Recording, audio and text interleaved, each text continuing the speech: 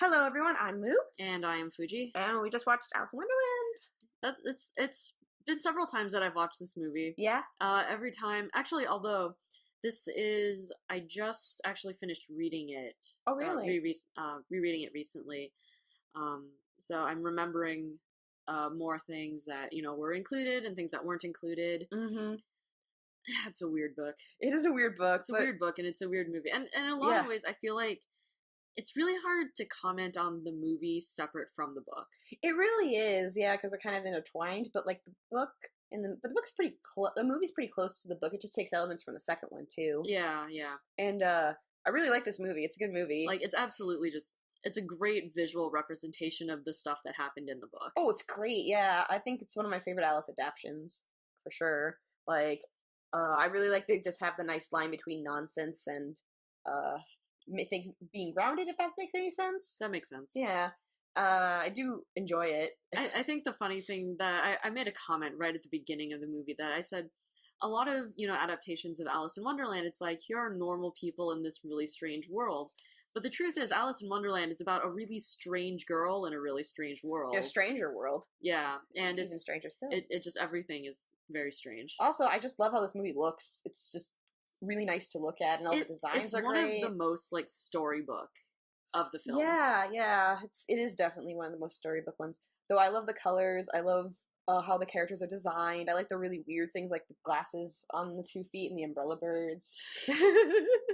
And, like, a lot of stuff was actually cut out of this movie because they had a lot of plans for it, because they wanted to include the Jabberwocky, they wanted to include the White Knight, they wanted to include the White Queen, but they just didn't have time, which makes sense. I would have loved to see the scene with the baby. Oh, yeah, the Duchess. Yeah, I would have loved to see that, but I think they might have thought that was a bit too disturbing. It's pretty disturbing. And then, what was I going to say? Oh, I think it would have been interesting if they put the Jabberwocky in to see what they would have done with it. Yeah, that would have been cool. They probably would have made their own design of some sort, because the Jabberwocky designs have varied over the years. And that's another thing, like, speaking of, like, Alice in Wonderland adaptations over the years, that I think this one really is, like, when people think of Alice in Wonderland, like, this is probably the first one that they've seen. Oh, definitely. And, so, I mean, the designs and everything from the specific Alice in Wonderland are, in the popular mindset. Yeah, definitely. I think because I've seen a lot of Alice adaptations, because I do like Alice in Wonderland. I like the story. I like the ideas it has in it. I've seen a lot of different adaptations of it. Even the Disney live-action Alice in Wonderland. Have you seen that one? I have not seen that one. That is on the list. It's interesting, like, but I think the problem is I haven't seen the second live-action because I didn't want to bother. Is that I saw the first one, and I did, like, enjoy it, but I think in the end it's kind of a bit plot-heavy for an Alice in Wonderland story, if that makes any sense. Like, it's about, like, dark, serious shit, basically. Oh, that's no fun. Yeah, that's the thing. It does have colors. It's not like it's bleak. It's just more darker, if that makes sense. What kind of serious stuff? Like, well, the plot is, like, it's older Alice. She comes into the the rabbit hole again. Yeah, I did know that. Yeah, and there's like, there's a prophecy where Alice will come back and slay the Jabberwocky. What? Yeah. Okay. And the Queen of Hearts and the Red Queen are the same character, I think. And they're just like, oh man, the Queen of Hearts, she's a tyrant and shit, and actually cuts people's head off. And see, that's no fun. We gotta fight back with the resistance with the White Queen, who's Anne Hathaway, and she looks like she's blazed the entire movie, which I think is the point. But wow, does she look like it? And the Hatter's Johnny Depp, and he does his, like, Jack Sparrow thing. And I haven't seen the second one, but I heard it wasn't very good, and I wasn't interested in seeing a sequel anyway. I mean, that's so derivative. I mean, not derivative, but diverged from Alice in Wonderland that it would be a sequel in name of sequel, but it wouldn't really be. Yeah, it's more like, I mean, I also watched things like, say, the Alice the Sci-Fi Channel miniseries. Yes. The one that's like 4 hours long. Yes. I've watched that one several times, usually because I'm on a long trip or something, but that one, it is Wonderland, but it's like, it's supposed to be like different Wonderland and closer to name only, where like, when you go to the Wonderland in live action Alice, it's like, no, this is like the Wonderland from the Disney movie. Because it is Disney's live action department, so it's like, this is the Wonderland, this is it. But you're like, it doesn't look like it. There's not the same colors.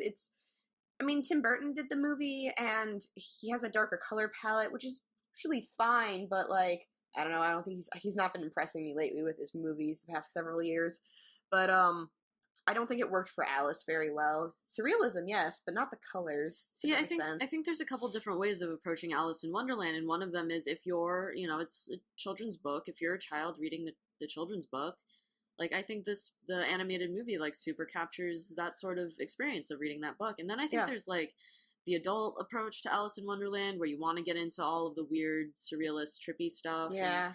And I don't know. I guess.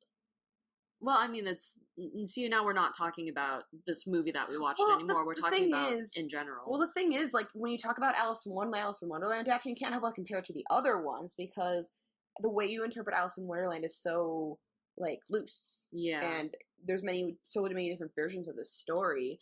And I like how Disney tells this one, the cartoon version, I mean, because I think it works the best way, because it makes it more like, Alice is on an Odyssey kind of journey, where she just meets these weird things, meets these weird animals, and ends up back home. Like, I think that's a better way to tell it personally. Mm-hmm. But so it's really hard to like talk about Alice in Wonderland and not compare it to other Alice in Wonderland adaptations. If that makes sense. That's fair. So it's not surprising that we're talking about it at least a little bit, especially since Disney has made this twice technically. So, see, what I have not watched are the live-action animated shorts. The Alice shorts? Yeah, from way back when. Oh, I've seen a few of them a while ago. They're silent little films. Mm-hmm. It's not like it's just like little tiny misadventures, like a radio show. I think is the best way to describe it, honestly. Oh, okay. So like, this movie, I just like it a lot. See, it feels like there's so much stuff in this movie, probably because, I mean, if you'd been working on those, way back when, probably there were just ideas for what to do with Alice. Yeah, what Alice should be doing around. Also, in case people don't know, the same voice actress who voiced Alice and Wendy, she's still voicing both those characters to this day. She's like really pretty old, actually. She's amazing. I know. Okay, so props to her. She's still going. And probably making those Disney royalties. Because they still use Alice and stuff. Like, that Alice in Wonderland is definitely not a cartoon that's been forgotten. Oh, no, not at all. And I don't think it in the slightest. Even though it only has its ride in Disneyland. Which is fun. It's a cute little dark ride. It's obviously kind of shown its age, though. Not the movie. The movie hasn't shown its age, really, have it? No, I think it holds up. And I think it's referenced so much that, it stays relevant. Yeah, I agree. I mean, there's always there's like a new Alice in Wonderland, dark and gritty, boop boop. And well, I mean, tons of manga and stuff. Manga is always coming out that does Alice in Wonderland. Oh, manga's done so much Alice in Wonderland, like whether it's just references or just straight up doing it. Mm-hmm. There's a Alice in Wonderland manga. It's about a dating sim. I remember when Black Butler did Alice in Wonderland. They did do Alice in Wonderland. Oh, that was there was an episode of Oran that did Wonderland. Of course, there was an episode of Wonderland. Pandora Hearts is filled with Alice in Wonderland references. So I mean, there's always something coming out that has something to do with Alice in Wonderland. So I think the book's pretty timeless. Yeah, there's just so much stuff in there, and there's so many interpretations of the stuff that there's always something riffing off of it.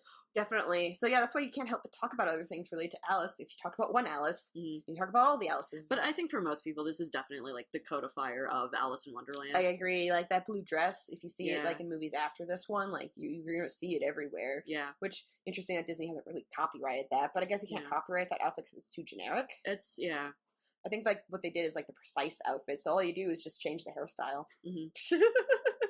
Go around that shit, right? Yeah. And I do like. I think this is my favorite portrayal of the Queen of Hearts as an adaptation from the book. She's fun in this one. Oh my god, I love her in this one because she's just this ginormous toddler. I mean, all of them to some extent are all of them are toddlers, but she's the toddlerest toddler. And she's in charge toddler. Like my way or the highway, or my emotions are more important than everybody else's.